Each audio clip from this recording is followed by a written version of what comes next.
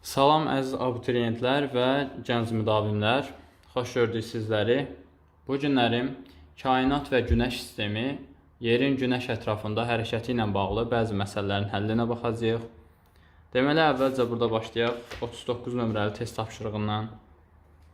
Deməli, 39 nömrəli test tapşırığında bizə deyilir ki, günəş 30 dərəcə cənub enliyində, günorta vaxtı 50 dərəcə bucaq altında düşərsə, o hansı enlikdə zenitdədir? Deməli, əvvəlcə gəlin qeyd eləyək məntəqələri.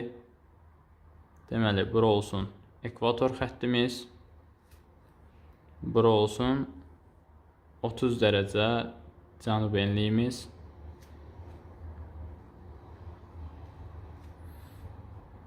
Deməli, bizim olduğumuz məntəqə bu məntəqədir. A məntəqəsi olsun.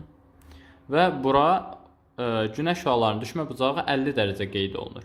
Deməli, bildiyimiz kimi zenit dedikdə günəş şüalarının 90 dərəcə bucaq altında olduğu məntəqə nəzərdə tutulur. Bizdə isə 30 dərəcə cənub enliyinə düşmə bucağı 50 dərəcə qeyd olunmuşdur. Yəni ki, biz 90 dərəcədən 50 dərəcəni çıxsaq, 40 dərəcə cavabını alacaq. Bu 40 dərəcə nədir? Yəni, bu o deməkdir ki, biz olduğumuz məntəqədən 40 dərəcə daha irəliləsək, günəşin zenitdə olduğu məntəqəyə çatarıq. Amma hansı istiqamətdə irəliləyəcəyimizi bilmək üçün nə etməliyik?